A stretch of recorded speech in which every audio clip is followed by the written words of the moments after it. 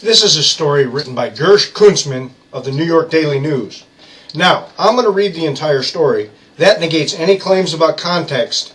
Also, if you're going to write an entire article that can be debunked, it should be. I quote, "It feels like a bazooka and sounds like a cannon." First of all, it feels like a bazooka. This is the buffer system of the AR-15 M16 series rifle.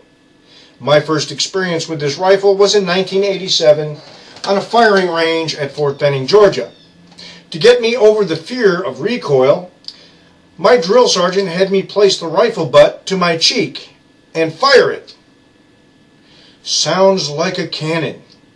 Actually, it sounds like a .22 caliber, which it is.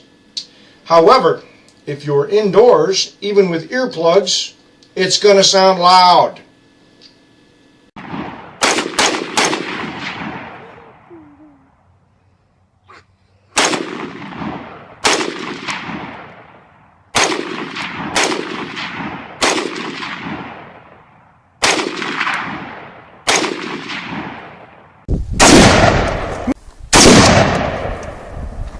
Nice shot, Abby. Right to the right of the bullseye. Good shot, baby. Woo-hoo. And I quote, "One day after 49 people were killed in the Orlando shooting, I traveled to Philadelphia to better understand the firepower of military-style assault weapons and, hopefully, explain their appeal to gun lovers. But mostly, I was just terrified." You're a manly man. Many gun shops turned down our request to fire and discuss the AR-15, a style of semi-automatic rifle popular with mass killers such as the San Bernardino terrorist and similar to the Sig Sauer MCX rifle used by the Orlando terrorists. You notice I didn't mention their names. They don't get notoriety from me. They're just scumbags.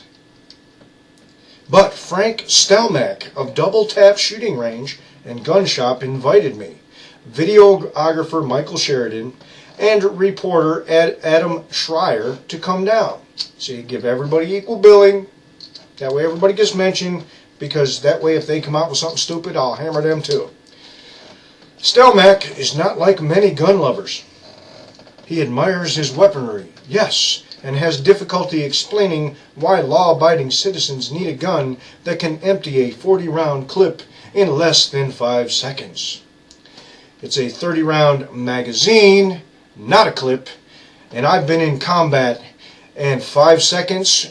Don't think so. Keep trying, pal.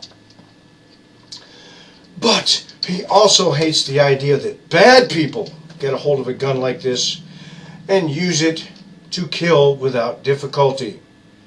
But the Orlando shooter was stopped by good people with that rifle. There should be expanded background checks extending into your family, friends, and associates, he said, which there are in California, yet did not stop the shooter at San Bernardino. They also require a bullet button, so the magazine is not removable, and it's illegal to modify that. But keep trying, pal. As a matter of fact, the Orlando shooter passed 2 background checks. One for the purchase of the firearms through NCIS, and one to get his job as an armed security guard for a company that contracts to the United States government. But keep trying, pal. And there should be a mental health screening.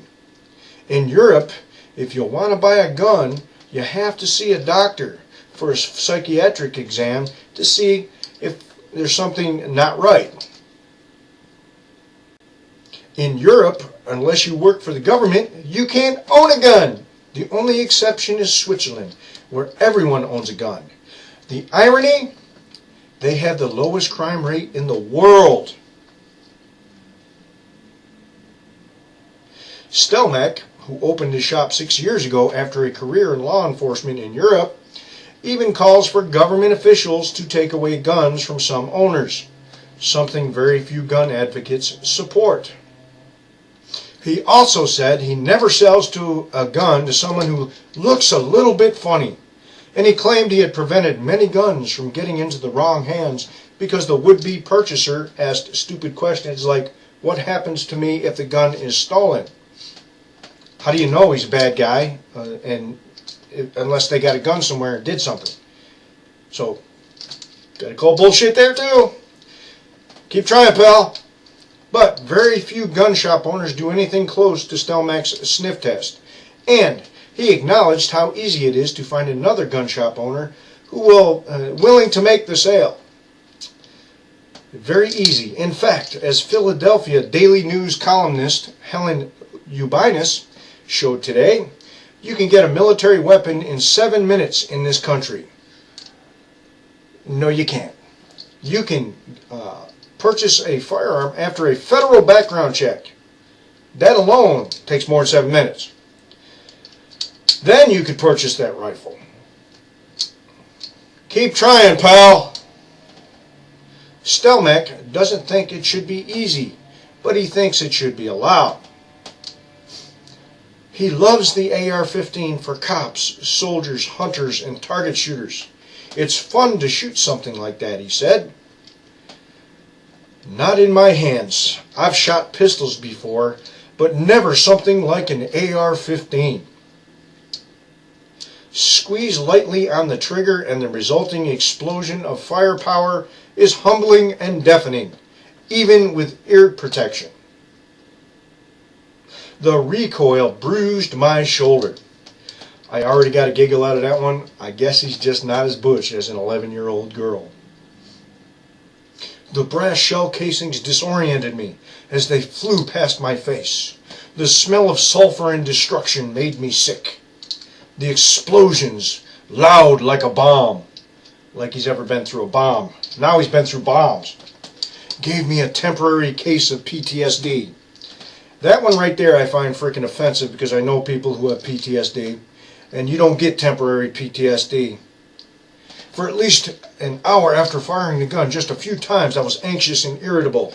Now you're making me anxious and irritable because you're stupid. Keep trying, pal. You don't get temporary PTSD, moron. Even in semi-automatic mode, it is very simple to squeeze off 24 rounds before you even know what has happened. Well, no, because my magazine would be empty, stupid. In full automatic mode, it doesn't take any imagination to see dozens of bodies falling in front of your barrel. All AR-15s are semi-automatic. You can't buy an automatic without a Class 3 license, a tax stamp, and without having ATF inspect your premises for storage. But keep trying, pal. All it takes is the will to do it. 49 people can be gone in 60 seconds. Really? It took 3 hours in Florida. Again, keep trying, pal. Did you not, as a journalist, think that perhaps someone with weapons training might read your article and destroy your credibility as a journalist? I'm not a journalist, but as a retired Army NCO, I can smell bullshit even from this far away.